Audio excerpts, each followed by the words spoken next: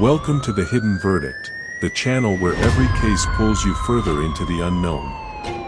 Hit subscribe and step with us into the darkest corners of the human mind. Has considered the arguments made by the attorneys. The court has considered the statements made by the victims in this case. The court's going to find that the plea agreement is fair and reasonable under the circumstances. I want to acknowledge the Rusick family as well as the Watts family that showing mercy on Mr. Watts is understood, and I respect that decision to request that the district attorney not seek the death penalty in this case. And so the court is going to accept this plea bargain under the circumstances. Words that come to mind when I hear the evidence in this case are a senseless crime and the viciousness of the crime. And equally aggravating in this court's determination is the despicable act of disposing of the bodies in the manner in which they were done in this case. I've been a judicial officer now for starting my 17th year, and I could objectively say that this is perhaps the most inhumane and vicious crime that I have handled out of the thousands of cases that I have seen. And nothing less than a maximum sentence would be appropriate, and anything less than the maximum sentence would depreciate the seriousness of this offense. So the court is going to sentence Mr. Watts as follows. With regard to count number 1, murder in the first degree as it relates to Shanann Watts, the court is going to sentence you, sir, to a life sentence in the Colorado Department of Corrections, followed with no possibility of parole. And that is going to run consecutively to all but counts 3 and 4. With regard to count 2, as it relates to murder in the first degree with Bella, the court is going to sentence you to life in the Colorado Department of Corrections with no possibility of parole. With regard to count number 3, the court is going to sentence you as it relates to Celeste to life in the Colorado Department of Corrections with no possibility of parole. With regard to counts 4 and 5 relating to Bella and Celeste as a different theory of first-degree murder, the court is going to sentence you to life in the Colorado Department of Corrections, and legally those sentences must run concurrently as a different theory of first-degree murder. Recognizing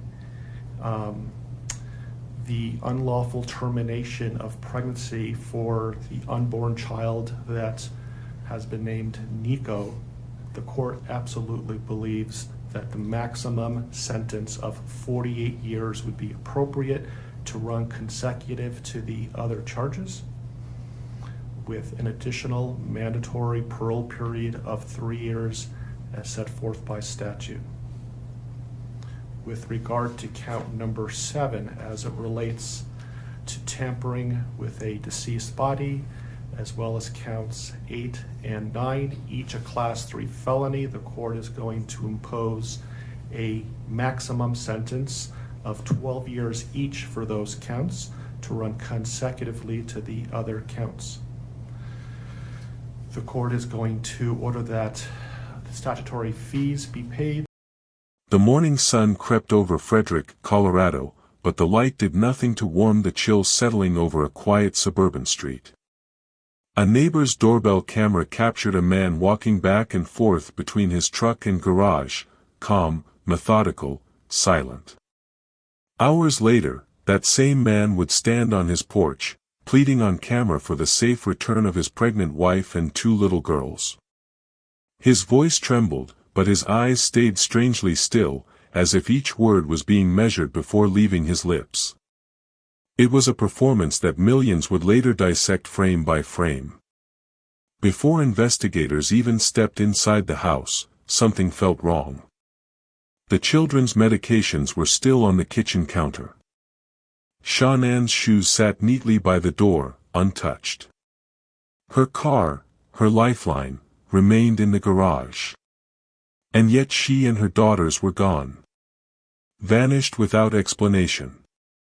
As officers moved from room to room, the silence of the home thickened, pressing against the walls like an unspoken truth.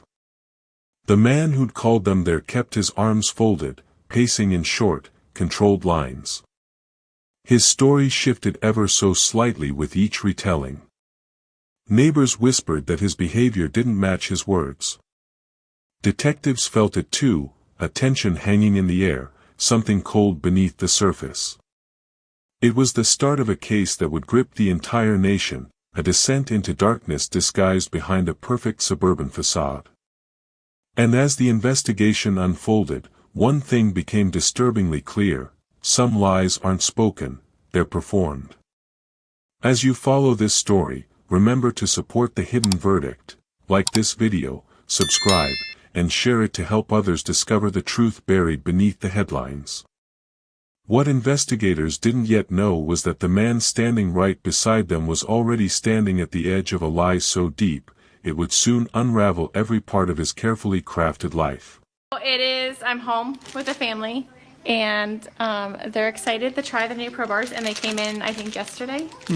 So we have cookies and cream, and we have lemon meringue. Who wants Pro Bars? Me. I do.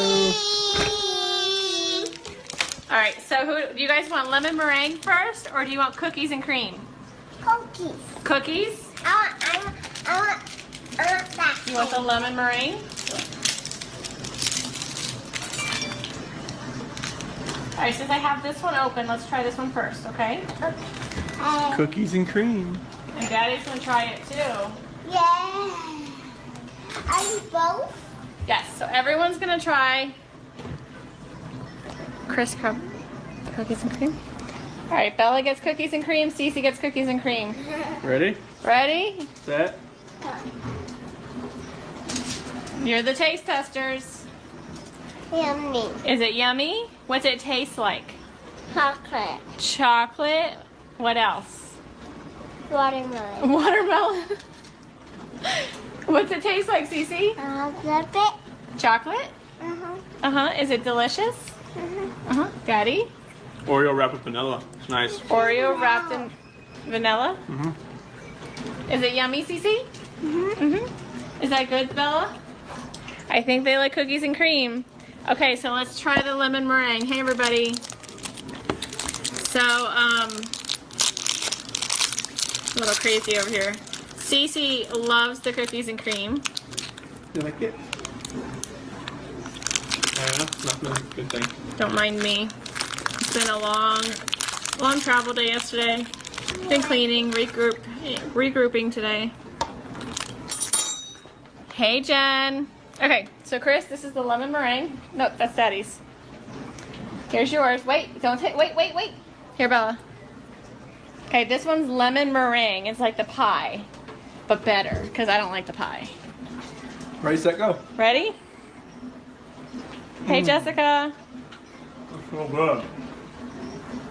How's that taste, Cece? Good? Good? Yeah? Do you like that one better? Me too. I like it. What's it taste like? You like lemon meringue pie? Straight out the box. Long before the police cameras, the porch interviews, and the national headlines, the Watts family looked like a portrait of suburban promise. Shannon was the kind of woman who embraced life with both hands, driven, affectionate, and fiercely dedicated to her children. Friends described her as radiant, someone who poured her heart into everything she touched. She documented her family's journey online with a hopeful sincerity, believing that sharing her struggles and triumphs might help someone else feel less alone. Her daughters, Bella and Celeste, were her world, curious, bright-eyed, and brimming with the chaotic joy that only young children carry. A third child was on the way. A boy. A new beginning. Chris, on the other hand, was quiet. Reserved. The kind of man who blended into a room rather than occupied it. Those who knew him casually saw a soft-spoken father who played with his daughters and smiled for the camera. But those closer to the family sensed a widening distance, a subtle disconnect growing behind closed doors. Still, Shannon pushed forward, trying to hold everything together: marriage, motherhood, finances, dreams. She believed things would get better, because she always believed in better. Their relationship wasn't without strain. Health scares, financial pressure, and constant travel for Shannon's job added weight neither of them fully acknowledged. Behind their social media smiles were long conversations, unspoken irritations, and private attempts to rebuild what had begun to crack. Yet the cracks only widened. To truly understand the darkness that followed, we have to start here, with the promise of a family that seemed ordinary, even loving, from the outside. A reminder that sometimes tragedy grows quietly in the spaces where hope once lived. As we continue, remember to support The Hidden Verdict, subscribe, like, and share so more people can uncover the truth with us. Here we go, Steelers, here we go. Ooh, ooh. Here we go, Steelers, here we go. Ooh, ooh. Huh? I see picture. Say cheese. Aw, say here we go, Steelers, here we go. Ooh, ooh. Alright, she's done. Honey. He's a good guy. Yeah, he is. I need my soda. What's that tonight? My soda.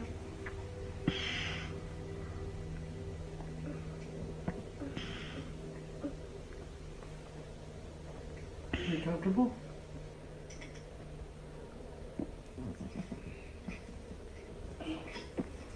Feel better?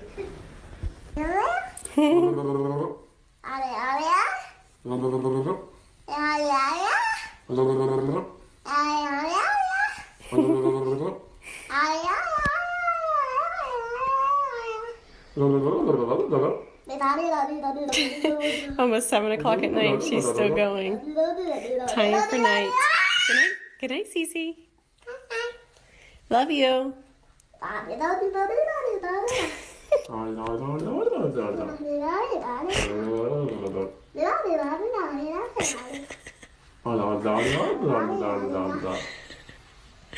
Good night, Cece.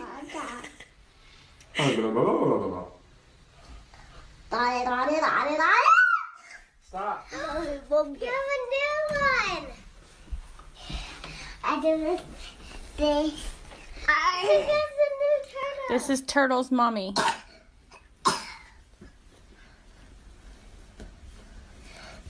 I have it? No, it's Cece's Turtle's mommy. We gotta find you your monkey mommy. No. Do you want the turtle mommy? Well, can I have the big monkey? Yeah, we have to find a big monkey. You don't like that turtle? I want that turtle. I want that turtle. Yes. Can I have it? Yay. I think it's the turtle. Yay, I love the turtle. She doesn't realize the other one's. I want one. Um, Mom, is this yours? it is. I like it. I love it. I want it. Grandson. The cracks in the Watts marriage didn't appear all at once.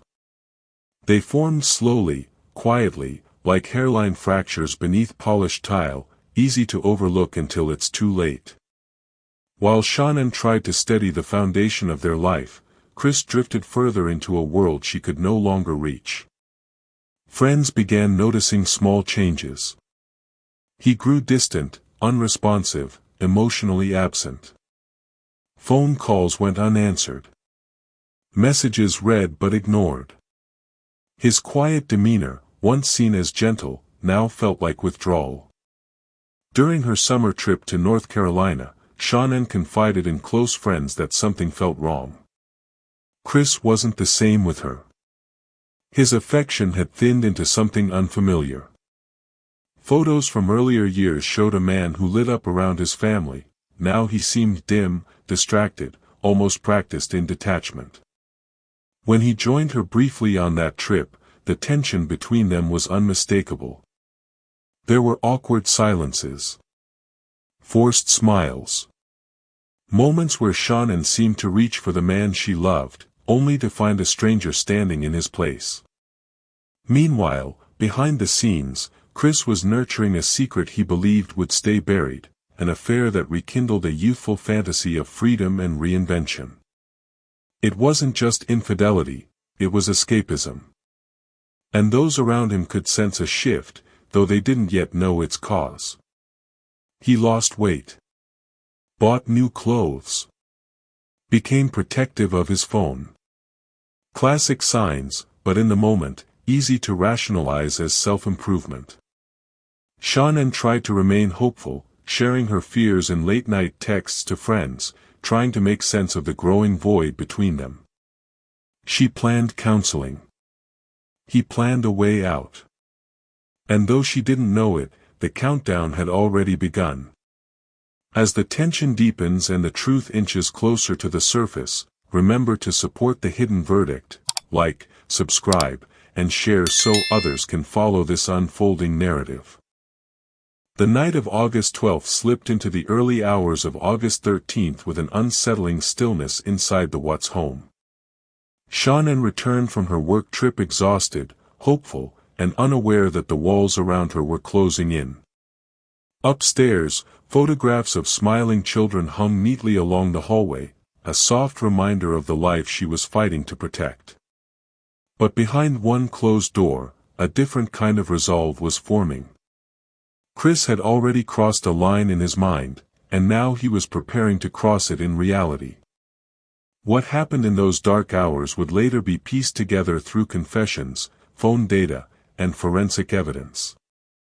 But even with facts, the full truth remains chilling. In the quiet of their bedroom, a confrontation unfolded, one born from secrets, resentment, and a devastating desire for escape. Shannon, vulnerable and pregnant, never imagined the threat came from the person she trusted most. Within minutes, her life ended in a violent betrayal that would shatter countless others. But the horror didn't stop there. As dawn approached, two small bedrooms remained untouched by the chaos that had already taken their mother. Bella and Celeste, still wrapped in innocence, were unaware that the footsteps approaching them belonged not to safety but to unthinkable danger.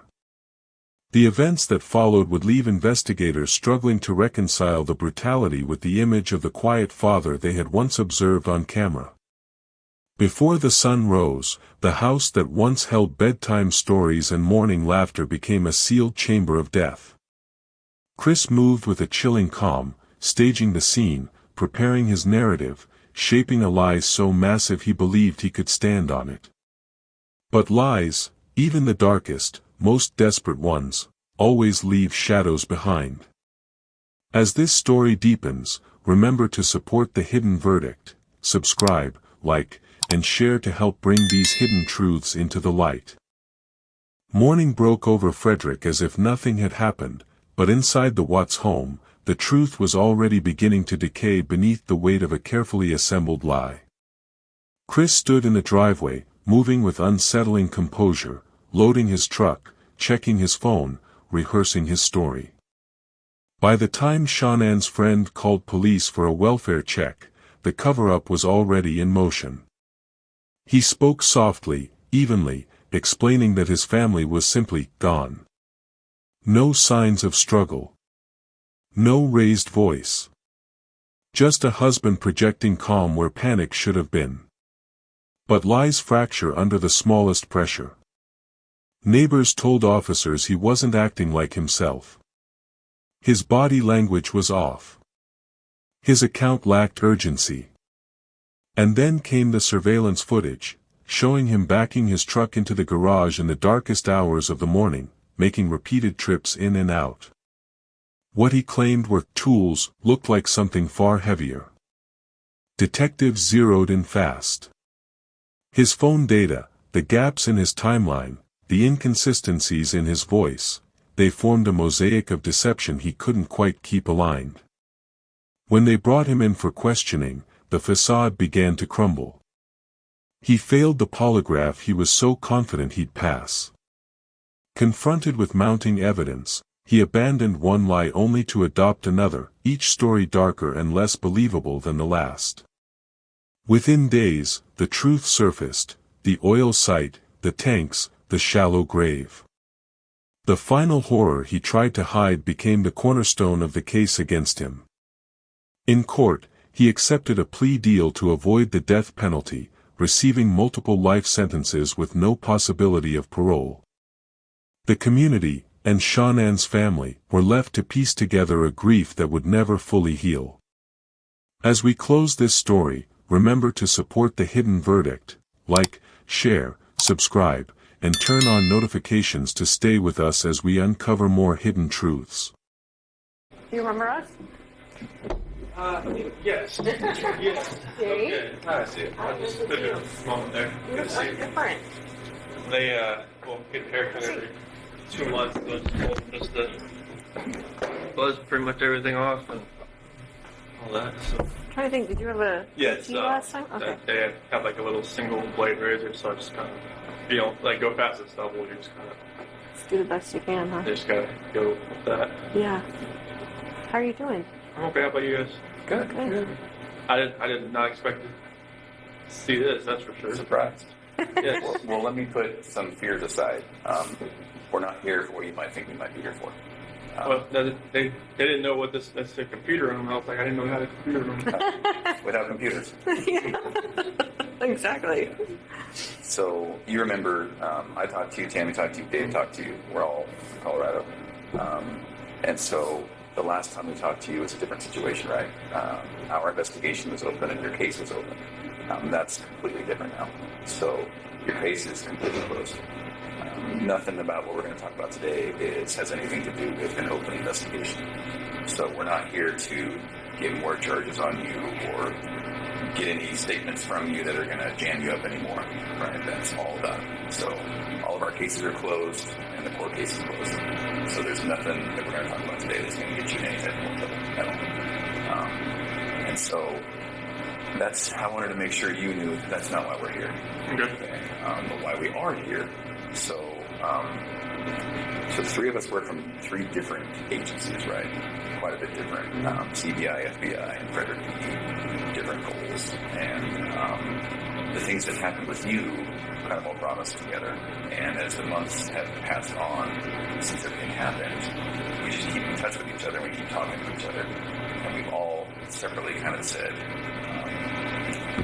did Chris seem unique to you? And me and Tammy have talked about this, Dave and I have talked about this. Did Chris's situation seem different to you?